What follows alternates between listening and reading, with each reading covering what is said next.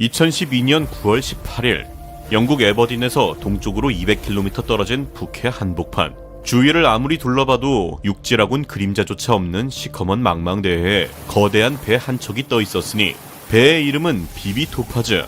이 새카만 바다 밑에 잠들어 있는 석유 시설을 수리하기 위한 800만 kg짜리 거대한 지원선이었다. 그리고 이 배가 바다 밑으로 내려보낸 건 3명의 포화 잠수부였으니 포화 잠수부는 지구에서 가장 위험한 직업 중 하나로 이들은 한 번 일을 나가면 배 안에 실린 좁은 압력 챔버 속에서 무려 28일을 바깥 세상과 완전히 끊긴 채 갇혀 지낸다.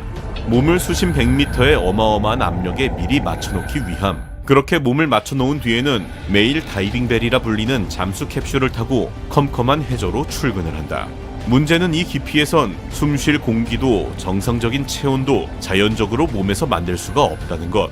따라서 숨 쉴 가스도 몸을 데울 열도 전부 위에서 줄로 내려줘야 한다. 따라서 잠수부의 몸엔 배꼽처럼 줄 하나가 연결되어 있는데 이것의 이름은 엄빌리컬, 우리말로 생명줄이다. 이 줄 하나에 숨 쉴 가스와 몸을 데울 온수, 동료와의 통신, 어둠을 밝힐 빛까지 이 4가지가 전부 담겨 흐른다. 그리고 이 말인 즉슨 이 줄이 끊기는 순간 수심 100m에서 숨도 빛도 온기도 한꺼번에 다 사라진다는 뜻. 그리고 바로 이날 3명 중 1명에게 그 일이 실제로 벌어지게 되었으니 주인공의 이름은 크리스 레몬스.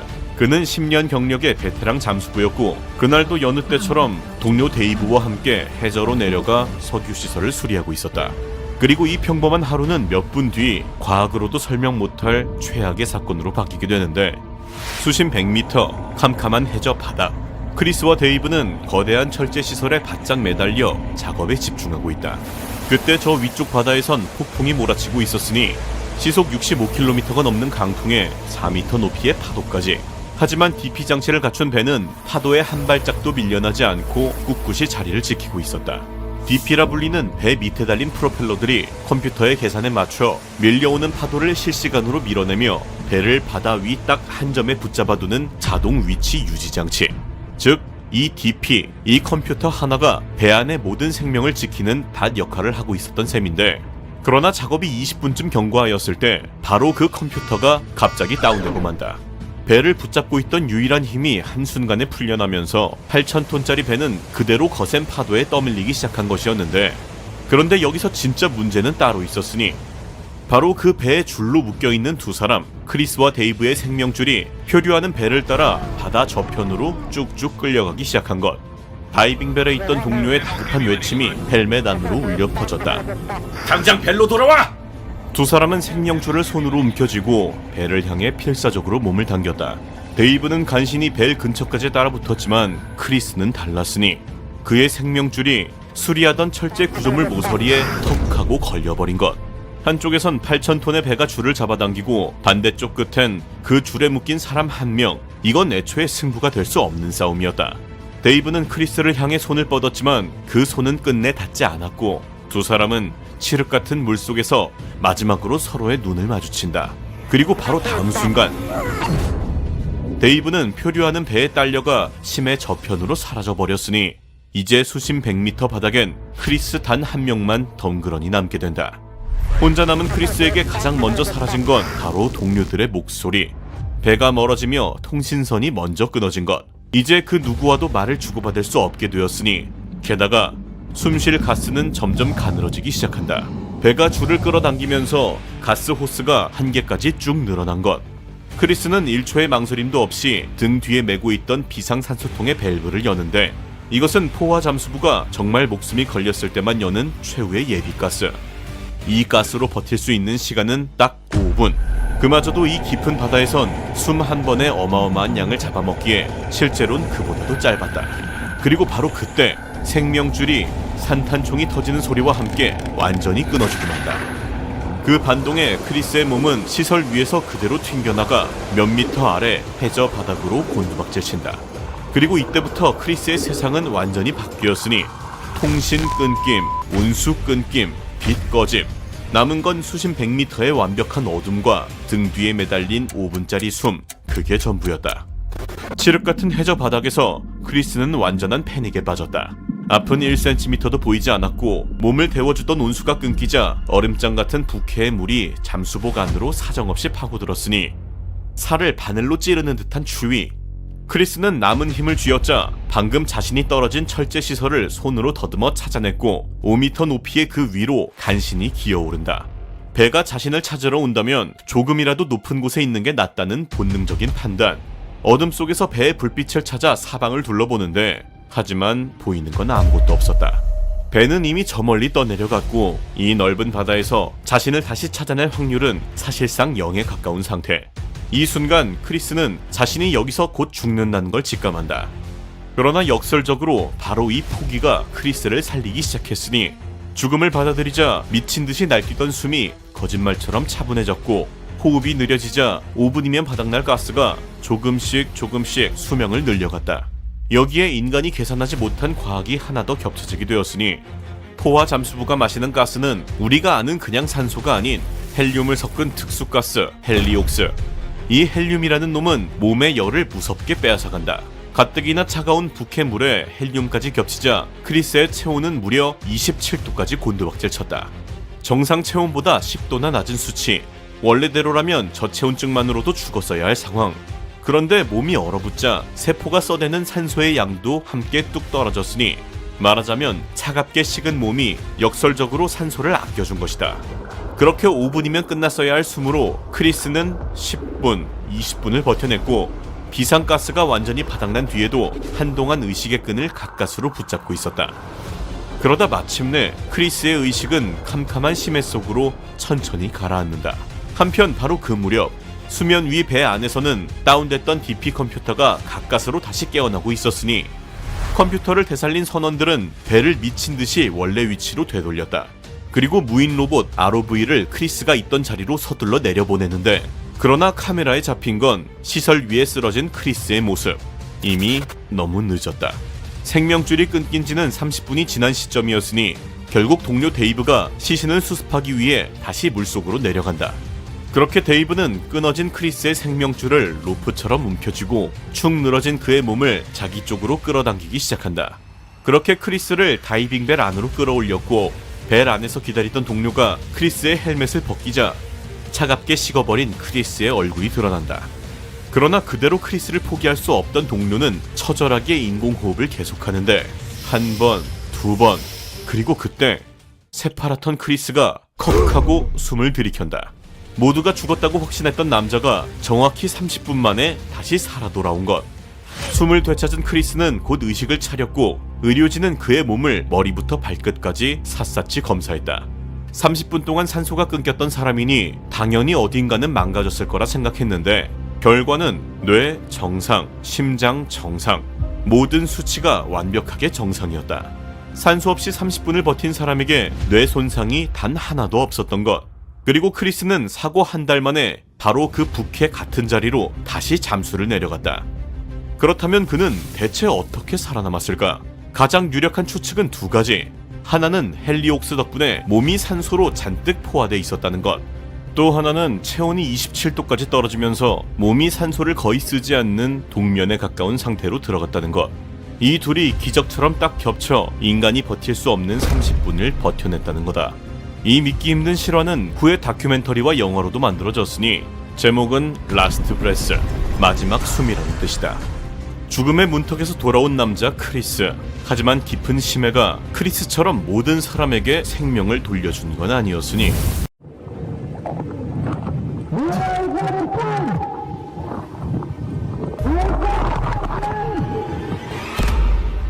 카리브해의 작은 섬나라 트리니다드 토바고, 베네수엘라 바로 옆에 위치한 이 나라의 서쪽 해안 포인트 아피에르에는 카리브해 최대 규모의 정유소가 자리잡고 있었다.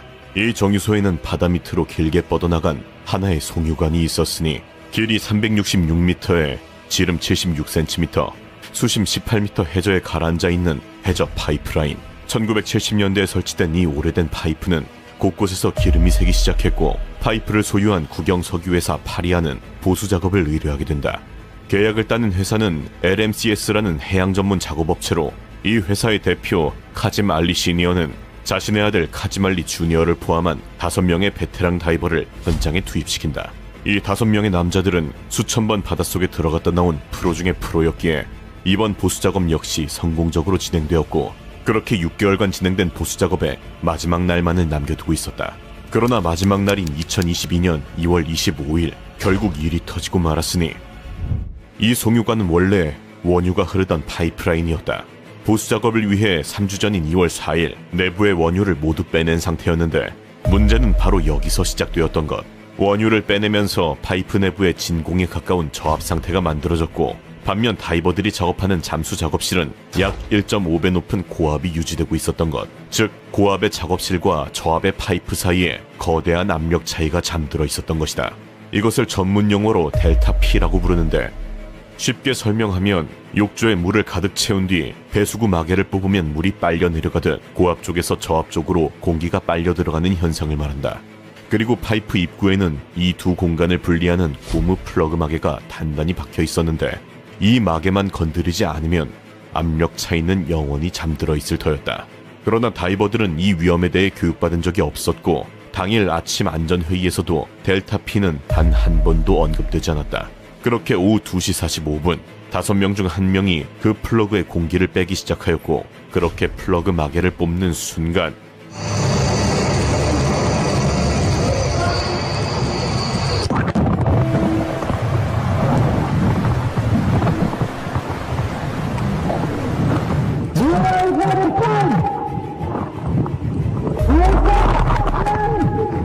눈 깜짝할 사이 5명 전원이 지름 76cm 어둠의 관 속으로 빨려 들어가 버리게 된다.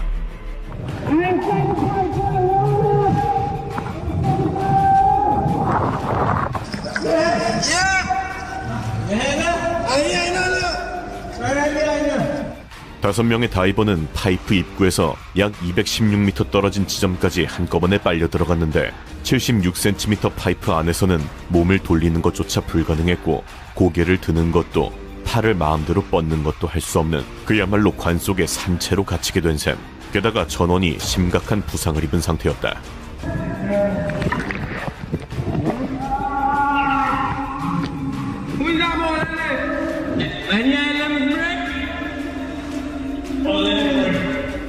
고통에 신음하는 다이버들. 그러나 이 폐쇄된 공간의 산소가 언제 바닥날지 알 수 없는 터, 이들은 부상을 추스릴 새도 없이 곧바로 탈출 계획을 세운다. 이 송유관의 전체 길이는 366m, 축구장 3개를 이어붙인 거리로 이들이 갇힌 지점은 파이프 입구에서 약 150m 떨어진 곳이었다. 제대로 움직일 수조차 없는 좁은 공간에서 1cm씩 기어서 150m를 가야 되는 상황. 그렇게 맨 앞에 있는 크리스를 선두로 5명의 다이버들은 서로의 발과 어깨를 잡아당기고 밀어주며 출구로 이동하기 시작한다. 1cm를 나아가는데 온 힘을 쏟아야 했고, 그마저도 부러진 뼈가 움직일 때마다 비명을 지르게 만들었다. 그렇게 사투를 이어가던 중 파이프 바닥에서 뜻밖의 것을 발견하게 되었으니, 바로 호흡기가 달린 산소 탱크 2개, 빨려 들어올 때 함께 밀려온 장비였다. 그러나 이때부터 진짜 문제가 시작되고 말았으니, 부상이 심한 2명이 더 이상 한 발자국도 움직이지 못하는 상태가 된 것. 76cm 파이프 안에서는 사람이 옆으로 비켜 지나가는 것이 물리적으로 불가능했기에 앞에서 2명이 멈추면 그 뒤에 모든 사람이 갇히게 된다. 게다가 앞쪽에는 더욱 최악의 상황이 펼쳐져 있었으니, 바로 앞쪽 구간이 완전히 물에 잠겨 있다는 것. 즉, 탱크 2개로 5명이 수중 구간을 동시에 돌파하는 건 불가능했다. 이 순간 이들에게는 2가지 선택지가 주어진다. 다 함께 남아서 구조를 기다리거나, 맨 앞에서 움직일 수 있는 크리스가 산소 탱크를 가지고 밖으로 나가 구조를 요청하거나. 결국 그들은 만장일치로 크리스에게 구조 요청을 맡기게 되었고, 그렇게 산소 탱크를 건네받은 크리스는 앞도 보이지 않는 어둠의 물속을 계속해서 나아간다.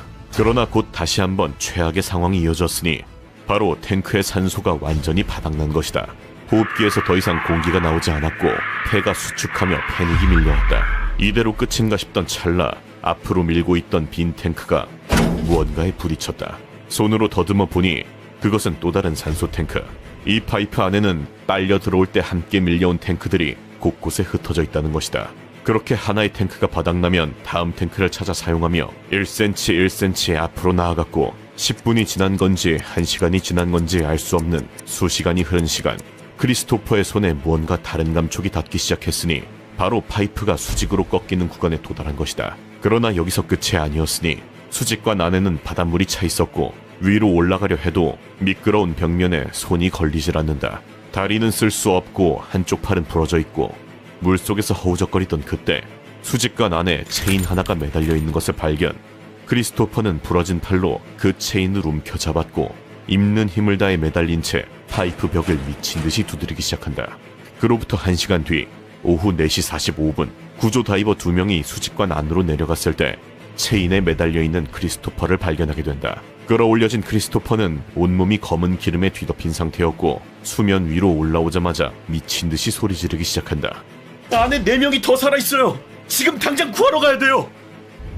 크리스토퍼의 증언을 들은 현장 구조팀은 즉시 구조작전을 준비하기 시작한다. 다이버들의 위치도 대략 파악했고 장비도 준비할 수 있었는데 그러나 국영 석유회사 파리아 본사의 대답은 구조 금지, 또 다른 델타 P가 발생할 수 있다는 이유였다. 다이버들이 살아있다는 보고를 받고도 구조하는 것을 전면 금지시킨 것이다. 먼저 무인 탐사 장비로 파이프 내부를 점검한 후에 판단하겠다고 했는데 그 장비가 도착하기까지 얼마나 걸릴지는 아무도 몰랐다. 그 사이에도 파이프 속 다이버들의 몸에는 고압 질소가 계속해서 녹아들고 있었고 회사는 그 시간이 흘러가는 동안 아무것도 하지 않았다. 오후 7시 상업용 다이빙 장비와 91m 길이의 호스를 갖춘 전문 구조선 2척이 현장에 도착했다. 장비도 왔고 전문 인력도 왔고 구조 계획도 세워졌는데 파리아는 이마저도 차단해버렸으니 심지어 무장한 경비원까지 현장에 배치해 구조를 시도하려는 사람들을 물리적으로 저지하기 시작한다. 크리스토퍼는 자신이라도 다시 파이프 안으로 들어가겠다고 했지만 그마저도 제지당하고 만다. 그렇게 구조를 기다리던 4명의 다이버들의 생명은 서서히 꺼져갔다. Because everything inside me open and rescue him. Nobody was making an attempt to rescue him. I always somebody who doesn't know what's going on, and I was always somebody who could control and see things through, and I feel like. 이후 파리아 측은 공식 입장문에서 이렇게 밝혔다. 다이버를 구조할 법적 의무는 없었다. 즉, 구조 과정에서 추가적인 손실을 방지하기 위해 도의적인 의무를 저버린 것. 12시간 동안 살아있던 사람들을 구하지 않은 회사의 공식 입장이 이것이었던 거다. 그 뒤 정부조사위원회는 파리아의 행위를 중과실이자 형사적 과실이라 규정했고 2024년 9월 파리아 경영진에 대해 총 15건의 형사 혐의가 정식 기소된다. 그리고 유일한 생존자 크리스토퍼 부드람은 현재까지도 바다에 들어가지 못하고 있다. 그는 매일 밤 파이프 속 어둠을 다시 꿈꾸고 있다고 하는데 When you're holding your breath for too long, after a while, your body, your lungs just fight. Your airways close, you see a noise. Your body suffering to pull air. An unbelievable nightmare. Every time you try to open your eyes, it's burning. Your throat burning. Your body sore. And at that point, I tell myself I was going to dead. 76cm 파이프 속에서 구조를 기다리다 사라진 다이버들. 그런데 한편 지구 반대편에서는 구조가 올 수 없는 상황 속 스스로 살 길을 찾아낸 남자도 있었으니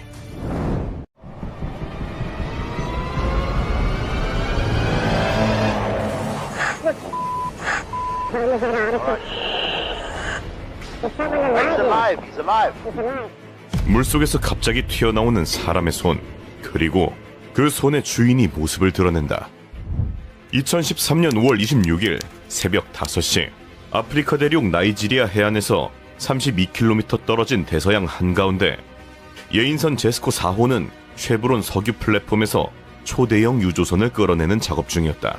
이 해역은 나이지리아 델타 유전지대로 세계에서 가장 많은 석유가 뿜어져 나오는 곳이었지만 동시에 돈 냄새를 맡은 해적이 수시로 출몰하는 매우 위험한 해역으로도 유명했는데 따라서 선원들은 해적 습격에 대비해 밤에는 반드시 문을 잠그고자 해야 하는 규칙이 있었다. 그러나 이날 밤 이 규칙이 비극의 원인이 될 줄은 아무도 몰랐으니 배에는 총 12명의 선원이 타고 있었고 그 중에는 이 배의 요리사 29살 해리슨 오켄에도 포함되어 있었는데 그는 매일 새벽 기도를 하는 독실한 크리스찬으로 이날도 어김없이 새벽 기도를 마치고 하루를 시작하기 위해 화장실로 향한다. 그렇게 화장실 문을 닫고 앉아있던 바로 그 순간 거대한 파도가 배를 뒤집는 데 걸린 시간은 딱 10초.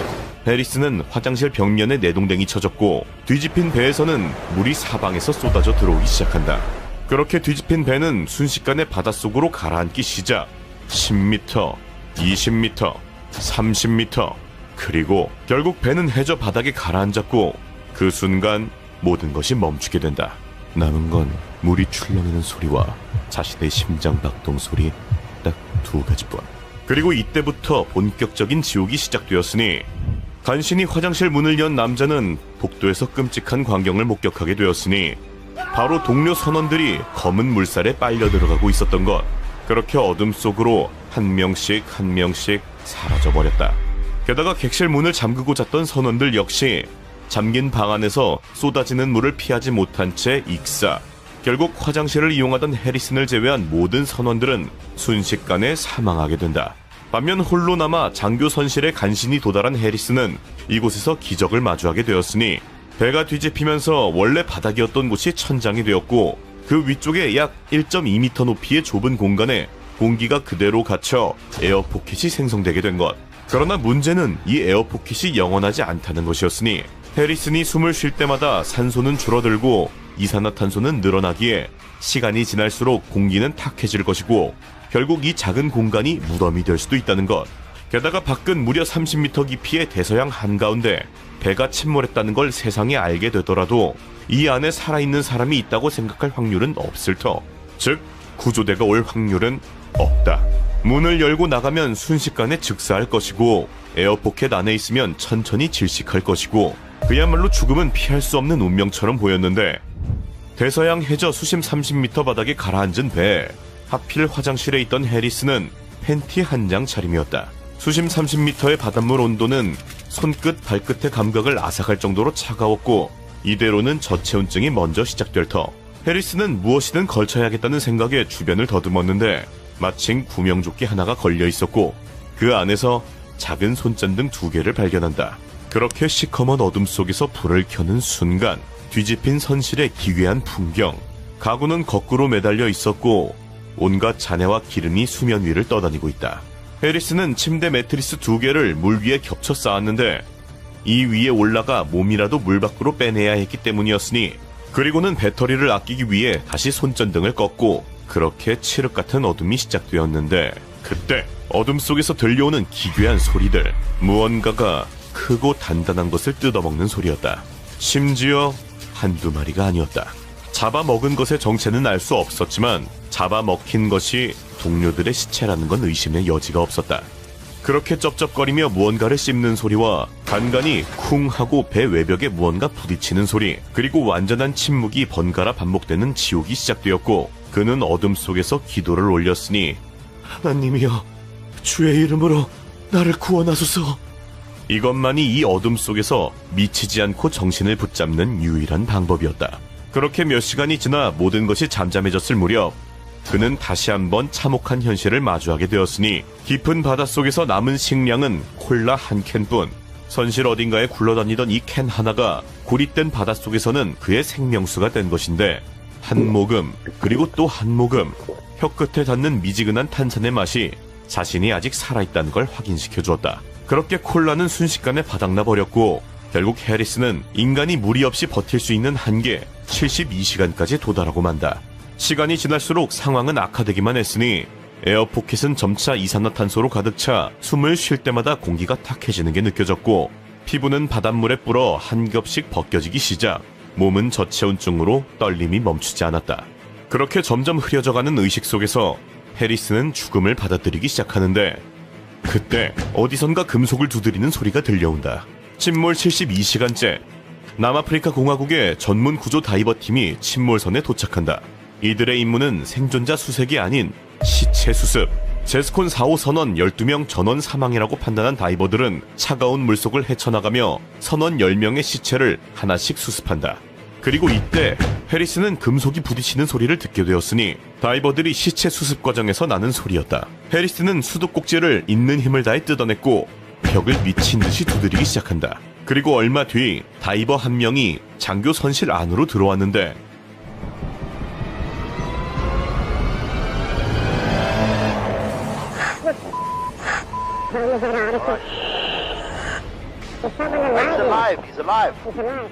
갑자기 나타난 손.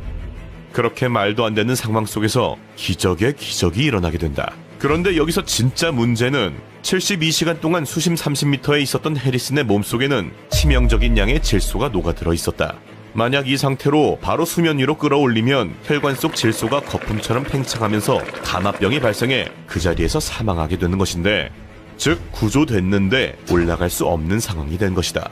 다이버들은 해리슨에게 다이빙 헬멧을 씌웠고 뜨거운 물을 흘려 얼어붙은 몸에 체온을 끌어올린 뒤 다이빙 벨에 태워서 이동시킨다.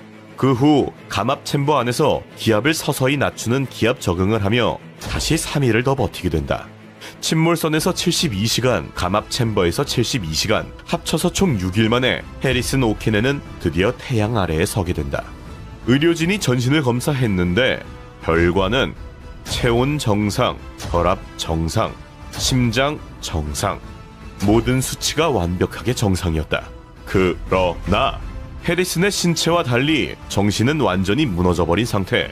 자신을 제외한 동료 전원이 사망한 지옥의 해저 사고 이후 결국 트라우마와 우울증이 찾아왔고, 그렇게 아내와 헤어지고 직업도 잃게 된다. 해리슨의 인생도 침몰한 배처럼 가라앉고 만 것인데, 하지만 해리슨이 포기하지 않고 태양을 다시 마주했던 그날처럼 해리슨은 인생을 그대로 포기하지 않았고, 그렇게 2년 뒤인 2015년 전문 잠수부 자격증을 취득하게 된다. 자격증을 건넨 사람은 바로 수심 30m 침몰선에서 자신의 손을 잡았던 그 다이버였고, 현재 해리슨은 해저 석유 시설을 설치하고 수리하는 전문 다이버로 일하며 매일 수심 수십 미터의 바닷속으로 들어간다. 물속에 다시 들어가는 게 무섭지 않나요? 이미 72시간의 어둠을 이겨낸 남자에게 그보다도 무서운 건 존재하지 않습니다. 어두운 심해에서 살아 돌아온 남자의 이야기. 그러나 심해가 모든 사람의 목숨을 허락한 것은 아니었으니, 괴로운 듯 계속 숨을 헐떡이는 영상 속 인물, 그리고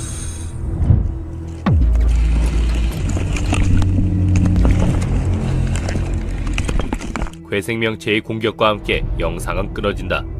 도대체 이 영상 속 인물에겐 무슨 일이 있었던 걸까? 이 영상에 등장한 곳은 바로 이집트의 다합, 블루홀. 깊이 130m, 직경 60m의 어마어마한 크기를 자랑. 영상을 보면 알 수 있듯 블루홀은 끝을 알 수 없이 깊어, 아니 검정색으로 보일 정도라고 한다. 바닷속에 생긴 끝을 알 수 없는 구멍이라 듣기만 해도 신비로운데, 더욱 신비로운 건 이 블루홀 아래로 내려가면 온갖 희귀한 물고기들과 해조류들이 존재, 블루홀의 검푸른 바닷빛과 어우러져 극강의 아름다운 풍경을 자랑한다는 거다. 때문에 이 블루홀은 매년 다이버들이 끊이질 않는 그야말로 다이버들의 천국이 되었는데, 심지어는 이렇게 스카이다이빙으로 블루홀 수영을 즐기는 다이버까지 등장할 정도였다.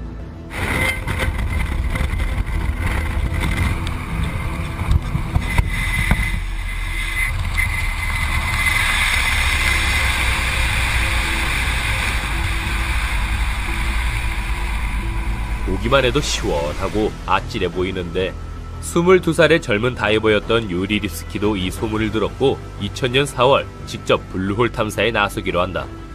유리는 다이버들을 교육하는 다이버 강사 일을 하고 있었고, 평소에도 이 블루홀의 얕은 곳에서 수영을 즐기곤 했기에 그는 가벼운 채비만 맞춘 뒤 블루홀로 잠수를 시작했다. 하지만 유리는 곧 싸늘한 신으로 발견된다. 유리의 는 90m 아래 해저에서 발견됐는데 사지를 펼친 채 엎드린 모습이었고 어떤 외상도 없이 깨끗한 상태였다고 한다. 이 때문에 그의 사인은 질소 중독으로 판명, 즉 가지고 간 산소통의 산소가 다 떨어진 상태에서 물속으로 너무 깊게 내려가 벌어진 참사라는 거다. 이를 뒷받침하듯 그의 시신과 가까운 곳에서는 텅 빈 산소통까지 발견됐는데, 그러나 사람들의 생각은 달랐다. 프로 다이버였던 그가 고작 깊이 계산을 못해서 죽었다는 사실이 말이나 되냐는 것. 게다가 그가 가져갔던 산소통 속엔 고작 40m를 잠수할 용량의 산소만 담겨 있었고, 이 말은 애초에 그가 그렇게까지 깊게 잠수할 생각이 없었다는 것 아니겠냐는 것. 이렇듯 논란이 가라앉을 기미가 보이지 않던 순간 유리의 몸에서 의문의 카메라가 발견되며 상황은 급변한다. 카메라에는 유리가 죽기 직전까지의 8분 동안의 상황이 고스란히 녹화되어 있었는데, 자, 지금부터는 유리가 죽기까지 모든 과정이 찍힌 동영상이다. 평화롭게 다이빙 준비 중인 유리. 그러다 마음이 급했는지 함께 수영 중인 다이버보다 빠르게 아래로 내려가기 시작한다. 그런데 이 소리 들었나? 선명하게 들린 헬프라는 소리. 유리는 계속해서 숨을 몰아쉬며 빠른 속도로 가라앉는다. 그리고 결국 심해 밑바닥까지 온 유리. 그는 계속해서 고통에 찬 신음소리를 뱉었고 결국 산소통까지 벗어던진다.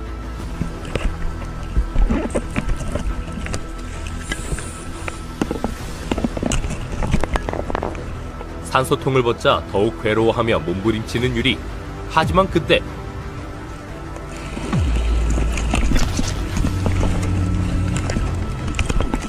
방금 봤나?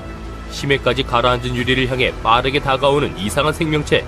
언뜻 날카로운 이빨을 가진 물고기처럼 보이기도 한데 이 물고기가 나타난 후 유리는 고통에 몸부림치다 이내 영상이 끊어진다. 영상이 시작된 지 겨우 6분 정도밖에 지나지 않은 시점이었다. 이거 전문가들 의견대로 단순 지식사고라기엔 여러모로 이상한 점이 많아 보이는데 이 미스터리한 영상에 사람들은 저마다 의문을 제기, 유리는 물이 한 곳으로 빨려 들어가는 하강 조류 때문에 사고를 당한 거다. 아니다. 분명 해저에서 유리를 끌어당긴 의문의 힘이 있었을 거다 등 유리의 죽음을 둘러싼 미스터리한 추리들을 쏟아냈다. 하지만 여기서 잠깐, 방금 이 영상 이상한 점이 두 가지 있던 거 기억나나? 첫 번째는 영상 초반에 유리가 외친 헬프라는 구조 신호. 몇몇 전문가들은 이 소리가 다이버들이 입에 무는 호흡기인 레귤레이터를 잠시 빼다가 난 소리거나 유리가 해저로 내려가며 주변 지형을 건드려서 난 소리라고 주장했는데 또 다른 전문가들의 의견은 달랐다. 물속 먼지가 올라가는 속도로 볼 때 유리는 매우 빠른 속도로 내려가고 있는 것 같은데 이 속도가 절대 사람이 낼 수 있는 속도가 아니라는 거다. 그러니 저 헬프 소리는 무언가에 의해 아래로 끌려가던 유리가 도움 요청의 사인을 보낸 게 맞다고 주장했다. 그리고 두 번째, 영상 마지막에 나타난 괴생명체의 정체. 이건 사실 아직까지도 사람들 사이에서 논란인 부분인데 어떤 사람들은 이 생명체에게서 날카로운 이빨과 꼬리를 발견하는가 하면 몇몇 사람은 그냥 심해에 있는 아무 해초가 흔들린 거다 라고 주장했다. 글쎄, 여러분은 어떻게 생각하나? 이 화면 속 녀석 정말 유리를 죽인 살벌한 괴물일까? 유리가 죽기 전 촬영한 이 영상은 무려 23년 전의 것이지만 유리가 정말 사고로 죽은 건지 아니면 해저 괴물에 의해 죽음을 맞이한 건지 진실은 아직도 밝혀지지 않고 있다. 그의 죽음 자체도 소름이지만 나는 그 죽음이 고스란히 영상으로 남았다는 게 정말 충격적이고 소름 돋는다. 하지만 여기서 소름 돋는 사실 하나 더. 실제 노르웨이의 한 바닷속에서는 유리보다 더욱 충격적이고 잔인하게 죽음을 맞은 다이버가 있었다.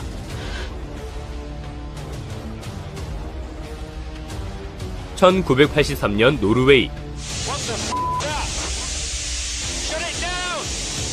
바이포드 돌핀 시추 장치에서 한 다이버가 전신이 찢겨 즉사한다.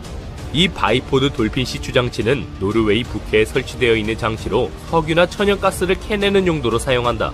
그런데 만약 이 시추 시설이 바닷속에서 고장나게 된다면 기계의 힘으로는 고칠 수 없기에 이를 고칠 수 있는 다이버가 필요했다.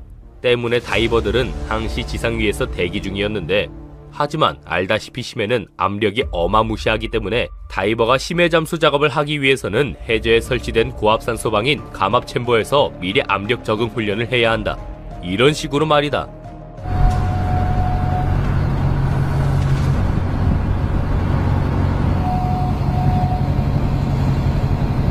영상에서도 보이듯 감압 챔버는 사람이 맨몸으로 들어가는 데다 고압력에 밀폐된 방이기 때문에 상당히 위험 때문에 잠수부들의 압력 훈련을 돕는 다이브 텐더라는 직업이 따로 있을 정도인데 문제는 여기서 시작됐다. 1983년 11월 다이브 텐더 윌리엄이 다이버들이 있는 감압 챔버의 문을 열어버린다. 그 결과 다이버들의 몸이 엄청난 기압차를 이기지 못하고 모두 즉사. 3명의 다이버는 몸속에 혈액이 끓어 사망했고 1명의 다이버는 끔찍하게도 문틈으로 구겨져 뽑혀나가 전신이 찢어지며 사망했다. 8기압의 고기압이 아주 작은 틈에 가해졌으므로 135톤 정도의 힘으로 눌려 구겨진 것. 정말 숨도 못 쉬고 그대로 즉사한 거다. 사건의 전말은 이랬다. 당시 감압 챔버에는 낮은 기압을 가진 이동용 잠수함 다이빙 벨이 연결, 부기압을 유지하던 챔버 문이 열리며 낮은 기압의 다이빙 벨에 노출됐고 이때의 기압 차이로 이 대참사가 벌어지게 된 거라는데 안타깝게도 다이브 텐더가 왜 감압 텐더 문을 열었는지는 아직도 밝혀지지 않았다고 한다. 이 사고를 접한 사람들은 시추기계의 소음 때문에 의사 전달에 혼란이 있었을 거다. 다이브 텐더가 잠도 못 자고 일해서 제정신이 아니었을 거다 등 이 말도 안 되는 대참사의 책임을 한 사람에게 지우지 않으려 했었다. 그리고 1983년 발생한 이 끔찍한 다이버 사망 사고 이후로 전 세계의 시추 장치에 대한 안전 조치가 강화, 사고율이 크게 줄어들었다고 한다. 수심 3,800m, 빛 한 줄기 닿지 않는 캄캄한 심해 한가운데 5명의 사람이 원통 하나에 갇혀있다. 이 잠수함의 조종 장치는 3만원짜리 게임패드 하나, 전문가 30명이 편지까지 써가며 위험하다고 경고했지만 이 모든 경고를 무시해버렸고 결국 0.02초 만에 5명 전원이 이 세상에서 사라져버리게 되는데 1912년 북대서양 한가운데서 침몰한 초호화 여객선 타이타닉호는 수심 3,800m 캄캄한 심해 바닥에 112년째 조용히 잠들어 있다. 그런데 누구도 쉽게 다가갈 수 없는 이 깊은 심해의 타이타닉을 돈만 내면 직접 눈으로 보여주겠다는 회사가 등장하였으니 그 회사는 바로 미국의 해저 탐사 업체 오션게이트. 이 회사의 CEO는 스스로를 무모한 발명가라 칭하는 안전보다 혁신이 먼저라는 철학을 가진 사람으로 직접 설계한 잠수정 타이탄으로 심해 관광 사업을 시작하겠다고 선언한다. 가격은 무려 1인당 25만 달러, 하나로 약 3억 4천만 원. 그런데 이 비싼 돈 내고 타는 잠수정의 내부를 들여다보면 계기판이 없다. 창문 역시 지름 38cm짜리 작은 유리창 하나가 전부. 화장실도 없는 좁은 원통 안에서 5명이 무릎을 맞대고 앉아 2시간 30분을 내려가야 하는 구조. 그런데 여기서 가장 주목해야 할 것은 바로 선체의 재질이었으니 보통 심해 잠수정은 티타늄이나 강철처럼 압축에 강한 금속으로 만드는 것이 상식인데 비용을 줄이기 위해 탄소 섬유를 선택한 것. 탄소 섬유는 가볍고 싸지만 반복적으로 엄청난 압력을 받으면 미세한 수분이 침투하고 층 사이가 벌어지는 치명적인 약점이 있었던 것인데, 즉 잠수할 때마다 눈에 보이지 않는 균열이 조금씩 진행되는 일종의 시한폭탄이었던 것. 그러나 이건 시작에 불과했으니 2022년 여름 CBS 뉴스와의 인터뷰에서 CEO가 잠수정의 조종장치를 공개했는데 그가 꺼내든 것은 바로 로지텍 F710 무선 게임패드. 2005년에 출시된 구형 모델로 아마존에서 30달러, 한화 약 38,000원에 팔리고 있는 바로 그 물건이었다. 게임할 때 쓰는 그 게임패드를 수심 4,000m 잠수정의 유일한 조종장치로 사용하고 있는 말도 안 되는 상황인데 run the whole thing with this game controller. 옆에 앉은 기자마저 웃음이 터져버렸는데 인터뷰 내내 게임패드를 이리저리 휙휙 던지며 장난감처럼 다뤘다. 물론 게임패드를 군사장비에 쓰는 건 드문 일이 아니긴 하다. 미 해군도 잠수함 잠망경 조작에 게임 컨트롤러를 사용하고 있으니. 그런데 결정적인 차이가 있었다. 해군의 경우 게임패드는 보조장치일 뿐 고장시 대체 조작법이 항상 준비되어 있고 무인 장비 조작에만 사용하는 것이 대부분인데 이 타이탄 잠수함은 사람이 타고 있는 잠수정의 이동부터 방향 전환까지 모든 조작을 이 무선 게임패드 단 하나에 맡긴 것. 게다가 이 모델은 블루투스 연결이 종종 끊기는 문제로 유명한 제품이었는데 수심 4,000m, 사방이 깜깜한 심해에서 만약 연결이 끊겨버린다면 잠수정은 그 순간부터 통제 불능이 되는 것. 하지만 대비책이라는 게 여분의 게임패드를 하나 더 실었습니다. 여분의 게임패드가 하나 더 있으니 괜찮다는 거였다. 그렇게 게임패드 2개에 5명의 목숨을 맡긴 채 잠수가 시작되려는데 2018년 해양기술학회 유인잠수정위원회에서 한 통의 편지가 날아온다. 잠수정 분야 최고 전문가 30명이 만장일치로 서명한 이 편지의 내용은 타이탄의 개발 방식이 너무 실험적이며 승객을 태우기엔 위험하다는 것, 반드시 제3기관의 안전 인증을 거쳐야 한다는 강력한 경고였는데 그러나 CEO는 안전 인증을 받을 생각조차 없었다. 실제로 타이탄은 세계에서 어떤 해양 안전기관의 인증도 받지 않은 유일한 유인 잠수정이었는데 게다가 같은 해 내부에서 선체가 안전하지 않다며 문제를 제기한 해양 운영 책임자를 곧바로 해고해버린다. 그렇게 안전에 반대 의견을 낼 사람 자체를 없앤 채 결국 그해 여름 2023년 6월 16일 캐나다 세인트 존스 항구 타이탄 잠수정을 실은 모선 폴라 프린스호가 출항한다. 그런데 이번 시즌 탐사는 시작부터 불길했다. 그해 뉴펀들랜드는 40년 만에 최악의 겨울을 맞았고 이번 시즌 이미 4번의 잠수를 시도했지만 악천후와 장비 고장으로 단 한 번도 타이타닉 근처에 도달하지 못했던 것인데 그리고 이 혼란 속에서 5번째 잠수가 시작되었으니 잠수정에 탑승한 사람은 총 5명. 조종사 겸 CEO 스톡턴 러시 61세, 영국의 억만장자 탐험가 해미시 하딩 58세, 타이타닉 잔해를 30년간 연구한 전설적인 프랑스 잠수부 폴 랑리 나르졸레 77세, 파키스탄 대기업 부회장 샤자다 다우드 48세. 이 다우드의 소원을 들어주기 위해 마지못해 탑승한 겨우 19살 대학생 아들 슐레만 다우드. 그는 공포를 느끼면서도 아버지가 너무 가고 싶어 했기에 차마 거절하지 못했던 것인데, 그렇게 6월 19일 오전 8시 모선에서 분리된 타이탄은 수심 3,800m를 향해 하강을 시작하는데, 하강 속도 분당 약 30m, 예상 소요 시간은 약 2시간 30분.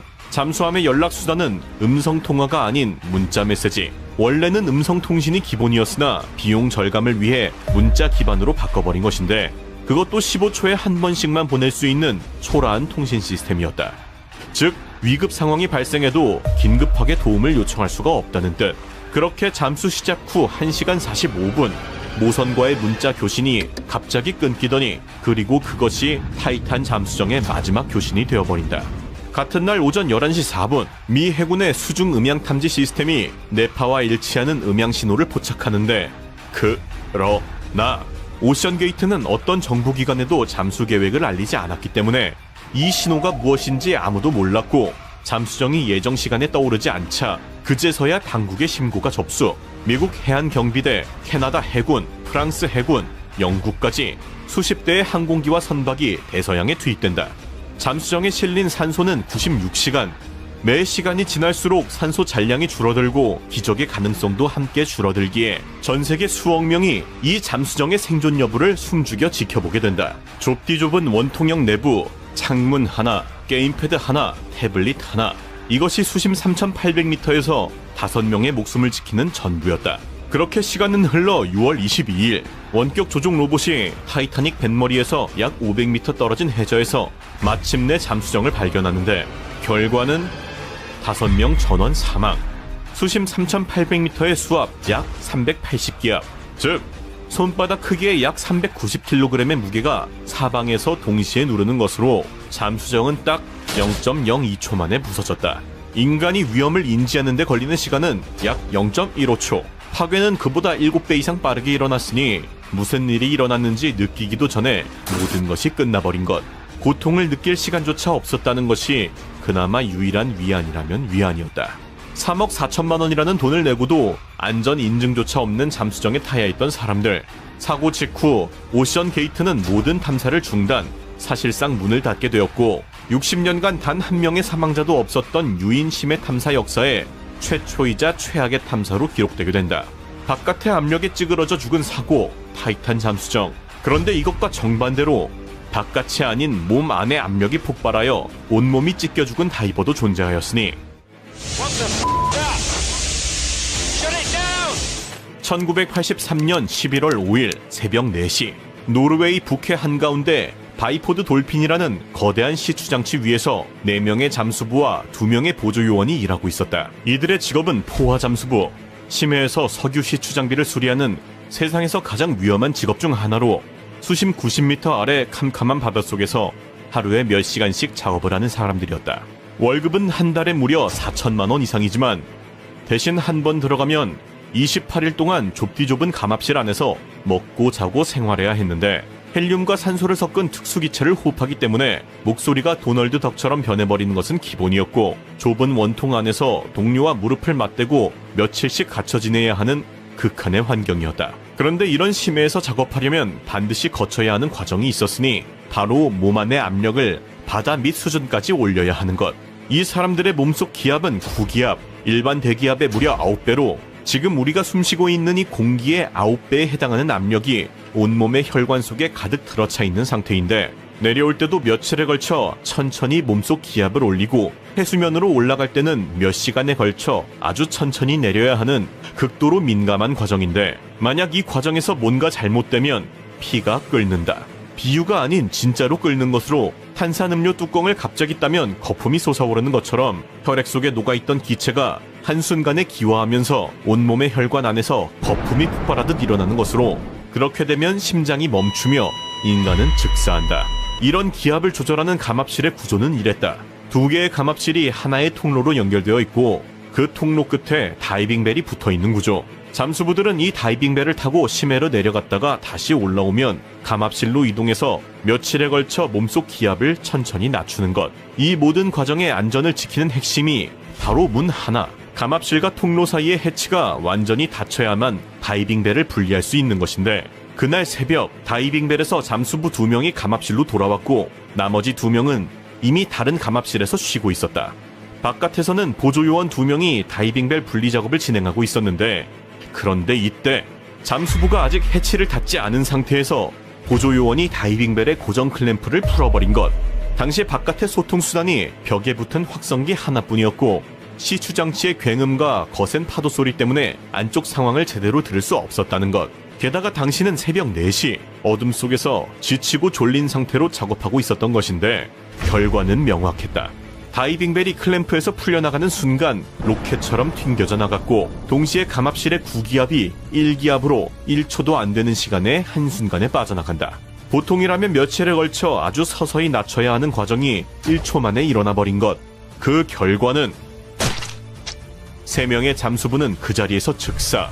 혈액 속에 녹아있던 기체가 한순간에 기화하면서 온몸의 혈관 안에서 거품이 폭발하듯 일어났고, 부검 보고서에 따르면 3명의 잠수부의 대동맥과 정맥 그리고 심장 안에서 대량의 지방이 발견되었는데, 이건 혈액이 순간적으로 끓으면서 혈액 속 지방 성분이 녹지 않은 상태로 변해버린 전례 없는 현상이었다.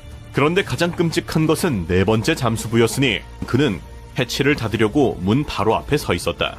폭발적으로 빠져나가는 공기의 힘에 휩쓸린 그는 해치가 완전히 닫히지 않아 생긴 불과 60cm의 틈으로 빨려나간다. 25톤에 달하는 폭발적인 힘이 그의 몸을 관통, 그의 장기는 감압실 바깥 갑판 위로 흩어졌고, 부검을 위해 시신이 병원에 도착했을 때 비닐봉지 4개에 나눠서 담겨져 있었다고. 바깥에 있던 보조요원 1명은 튕겨져 나온 다이빙벨에 충돌하며 즉사. 또 다른 보조요원 마틴 손더스만이 유일하게 살아남았으나 심각한 부상을 입게 된다. 그렇게 단 1초의 실수로 5명이 죽고 1명이 간신히 살아남은 이 사고는 잠수 역사상 가장 끔찍한 사고로 기록되게 되는데, 그러나 더 소름 끼치는 것은 그 이유였으니 사고 원인을 조사해보니 이 감압실에는 해치가 열린 상태에서 클램프가 풀리지 않도록 하는 안전장치가 애초에 없었던 것. 이미 그 당시에도 이런 안전장치는 존재했고 설치 비용도 크진 않았는데 있는 기술을 돈 아끼려고 장착하지 않은 것. 사고 후 노르웨이 정부는 한 달 만에 모든 감압실에 안전장치 설치를 의무화하였으나 이 사고에 대한 책임은 인정하지 않았고, 그렇게 유족들에게 보상금이 지급된 것은 사고로부터 26년이나 지난 2009년이었다.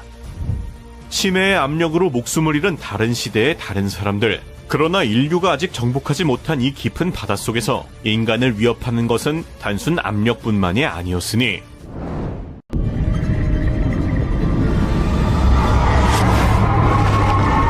심해. 현재까지 인간이 발견한 해양 생물종은 약 24만 종. 그러나 인간이 탐사한 바다는 겨우 전체의 10%일 뿐, 실제 진짜 바다에는 그보다 10배 많은 약 200만 종 이상이 존재할 것으로 추정하고 있는데, 특히 작년부터 심해 탐사 역사상 가장 충격적인 발견들이 한꺼번에 쏟아져 나왔으니 100년 동안 단 한 번도 촬영된 적 없던 괴물이 카메라에 잡히는가 하면 서울만한 빙산 아래에서 수백 년 동안 숨겨져 있던 생태계가 통째로 드러나기까지. 지금 전 세계 심해에서 도대체 무슨 일이 벌어지고 있는 걸까? 2025년 3월 9일 사우스 샌드위치 제도 남대서양 수심 600m. ROV 카메라에 투명한 생명체 하나가 잡힌다.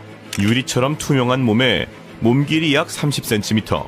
촉수를 자세히 보면 팔 한가운데에 날카로운 갈고리가 줄줄이 박혀 있는데, 이 녀석의 정체는 콜로설 스퀴드. 다 자라면 몸길이 7m, 무게 500kg 이상 되는 지구상 가장 무거운 무척 추동물인데, 그저 조금 특이해 보이는 녀석에 이렇게까지 전 세계가 난리난 이유는 바로 녀석의 살아있는 모습을 본 사람이 지금껏 단 한 명도 없기 때문.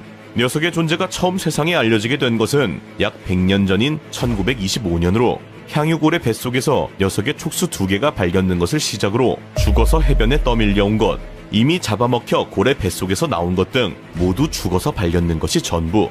따라서 과학자들은 살아 움직이는 자연 그대로의 모습을 역사상 최초로 보게 된 것인데, 녀석이 100년 동안 한 번도 촬영되지 않은 이유는 바로 녀석의 거대한 눈 때문으로 연구 장비의 빛과 소리를 감지할 수 있어 지금까지 카메라가 접근하면 도망쳐버린 것이라고.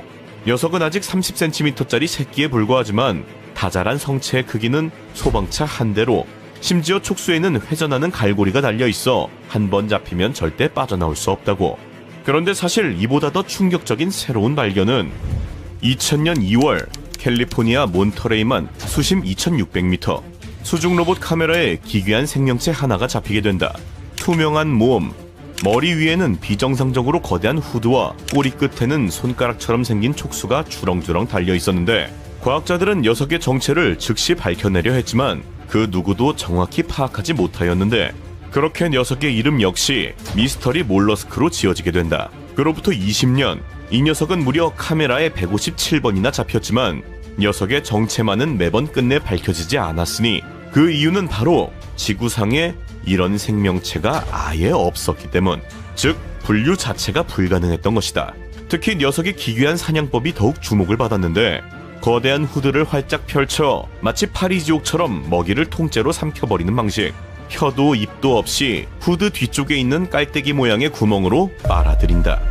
특히 여기서 더욱 소름 끼치는 건 녀석의 방어 방식이었으니, 위협을 느끼면 꼬리에 손가락 촉수가 푸른 빛으로 폭발하듯 빛나기 시작, 그리고 빛나는 촉수를 뚝 스스로 잘라내버린다. 떼어낸 촉수는 물속에서 계속 빛나면서 포식자를 유인하고 그 사이 본체는 유유히 어둠 속으로 사라져버리는 것인데, 마치 도마뱀이 꼬리를 자르는 것과 같은 원리로 이 녀석은 그걸 빛으로 해내는 것이다.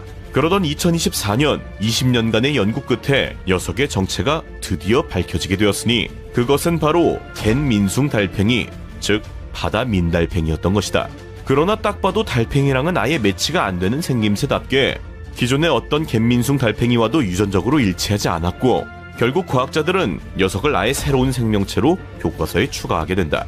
그런데 사실 이 녀석보다 진짜 더 거대하고 충격적인 발견은 바로 2025년 1월 13일 남극 대륙에 붙어있던 거대한 빙붕 조지 6세에서 빙산이 떨어져 나간다. 떨어져 나온 빙산의 이름은 A84, 면적만 최소 510제곱킬로미터로 서울 면적의 거의 85%에 달하는 어마어마한 사이즈인데, 여기서 중요한 건 이 빙산이 떨어져 나가면서 150m 두께의 얼음 아래 수백 년 동안 갇혀있던 해저가 처음으로 드러나게 된 것. 마침 근처에서 탐사 중이던 연구선 팔코르호는 소식을 듣자마자 즉각 탐사 계획을 변경, 12일 만에 현장에 도착하였고 곧바로 수중 로봇 수바스찬을 해저로 내려보낸다. 그렇게 도착한 수심 230m에서 카메라에 처음 잡힌 것은 바로 사람 머리보다 큰 거대한 해면 동물, 그 옆에 빼곡히 들어찬 말미잘 군집. 수심을 더 내려가자 문어가 해저 바닥에 납작 엎드려 있고 팔뚝만한 거대 바다거미가 기어다니고 있었다. 수심 1300m까지 내려가자 촉수 길이만 10m가 넘는 자이언트 팬텀 젤리 유령 해파리까지 유유히 떠다니고 있었다. 햇빛 한 줄기 들어온 적 없는 얼음 아래에서 수백 년을 버텨온 완전한 생태계가 통째로 드러난 것인데, 여기서 정말 충격적인 것은 빛도 없고 표면에서 내려오는 영양분도 없는 완전한 어둠 속에서 어떻게 수백 년 동안 이 녀석들이 살아남은 건지 아무도 모른다는 건데, 그나마 가장 유력한 가설은 심해 해류가 얼음 아래로 스며들면서 영양분을 실어 나른다는 것인데, 이것도 어디까지나 추측일 뿐이라고. 이 탐사는 인류 역사상 최초의 빙붕 아래 종합 탐사였기에 앞으로 더 많은 빙산이 떨어져 나갈수록 더 충격적인 발견이 쏟아질 것으로 예상되고 있다고. 실제로 심해에는 우리 상상을 아득히 뛰어넘는 미지의 것들이 존재하는 것으로 알려져 있는데, 자, 그럼 이제부터는 진짜 충격의 영역으로 넘어가 본다.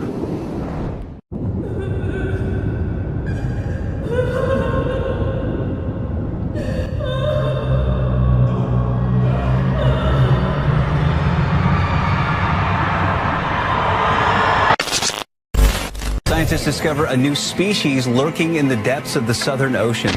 지금 전 세계 바다에서 이상한 생명체들이 발견되고 있다. 한국을 제외한 전 세계의 언론들은 대대적으로 이를 보도하고 있는 상황인데, 100% 실제 상황, 지금 도대체 무슨 일이 일어나고 있는 걸까?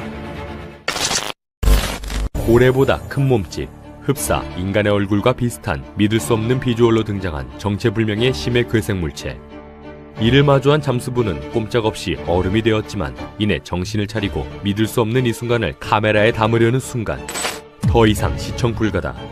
이 짧지만 충격적인 영상이 공개되자 500개가 넘는 댓글들이 순식간에 달렸으며 영상을 본 시청자들은 처음 딱 들어왔는데 폰 던질 뻔, 저거 제발 한국 아니라고 해줘 와 같은 충격적인 반응을 보였다. 그러나 어딘가 모르게 비현실적인 비주얼에 이 영상은 모두 주작이다라며 반박하는 의견 역시 적지 않았는데, 하지만 정말 충격적이게도 이 영상 속 괴물의 이름은 사람을 뜻하는 일본어 닌겐이라고 불려지고 있으며 북극해의 차가운 바다에 서식한다고 알려져 있다. 닌겐은 1990년대 초 일본 어부들이 긴 팔다리와 특징이 없는 얼굴을 가진 거대하고 큰 하얀 생물을 보았다는 주장과 함께 최초로 언급되기 시작했는데, 이후로도 반복적으로 비슷한 증언을 하는 사람들이 늘어나면서 일본 전역에는 닌겐은 정말로 존재한다는 소문이 파다하게 퍼지게 된다. 게다가 닌겐을 봤다는 목격자들 중 진짜 소문 속 닌겐과 비슷한 괴생명체를 찍은 영상 증거물까지 나오게 되자 닌겐의 존재를 믿는 사람들은 폭발적으로 늘어나게 된다. 상황이 이렇게 되자 결국 닌겐이 실제로 존재한다면 이럴 것이라고 CG로까지 만들어지며 유튜브에 퍼지게 된 것으로 다행히 사람이 진짜로 잡아먹힌 건 아니라고 한다. 그러나 평화롭게 그물을 건져 올리던 어부. 그런데 갑자기 동남아의 한 바닷가, 열심히 물고기를 잡고 있는 어부들.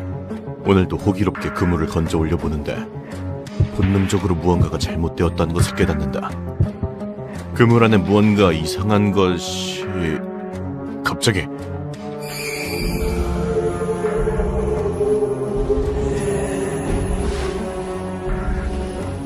깜짝 놀란 어부는 그대로 그물을 놓치게 되지만 오히려 놓쳐서 살았다. 이 영상이 공개되자 이 괴생명체의 정체에 대해 엄청난 논란이 일어났는데 그중 가장 큰 논란은 이게 CG라는 것. 하지만 이 정도의 CG는 생각보다 구현하는 게 쉽지 않아서 고작 주작 영상 하나 만들자고 이 정도 CG를 태울 리 없다는 것으로 종결. 오히려 미확인 생명체가 싸게 먹힌다는 쪽으로 힘이 실리게 된다. 그런데 더욱 놀라운 건 노르웨이 인근 해안. 2차 세계대전 때 침몰한 난파선을 탐사하던 잠수부들은 기괴한 형태의 생명체를 마주한다. 압도적인 크기에 속이 훤히 들여다보이는 투명한 구체. 누구든 이것을 마주한다면 본능적으로 절대로 가까이 가면 안 된다고 느낄 것이다. 그러나 간신히 용기를 낸 잠수부들이 알 속으로 손전등을 비춰보자 올챙이처럼 무수히 많은 작은 점들이 떠다니고 있는 모습. 정말 만약에 이 점들이 이상한 생명체의 새끼라면 생각보다 굉장히 심각할 수 있는 상황. 긴급 조사 결과 알 속 점들의 정체는 바로 일렉스 오징어. 결국 저 수많은 점들이 전부 일렉스 오징어의 새끼라는 소리. 게다가 투명막 속 노란색 덩어리는 먹물이라고. 일반적으로 몸집이 작은 편인 일렉스 오징어가 이렇게 거대한 알을 낳은 것은 이번이 처음이며 최근 세계 곳곳에서 이런 기괴한 알들이 발견되고 있다는 제보가 속출하고 있는 상황. 이 소식이 공개되자 빛 비추지 마라 기영된다부터 드디어 지구 멸망의 징조가 시작되었다는 댓글까지 정말 다양한 반응이 쏟아졌는데 2022년 6월 주작조차 불가능한 생명체들이 발견되기 시작한다. 정체를 알 수 없는 투명한 한 생명체. 한 쌍의 검은 눈과 장기 한두 개를 제외하면 너무나도 투명한 몸뚱아리. 어떻게 살아있는지조차 의문인 수준인데 영상이 공개되자 이 생명체의 정체에 대해 뜨거운 논란이 시작. 외계인 아니냐는 쌉소리도 있었지만 한 해양 전문가에 따르면 자연계에서도 투명한 생명체들이 종종 있다고. 다만 문제는 최근 이 투명한 생명체들의 출현 빈도가 계속해서 높아지고 있다는 건데 특히 바닷속에서는 불빛 없이 이 녀석들을 볼 수조차 없기 때문에 실제로는 도대체 얼마나 많은 수가 존재할지 짐작조차 어려운 두려운 상황이라는데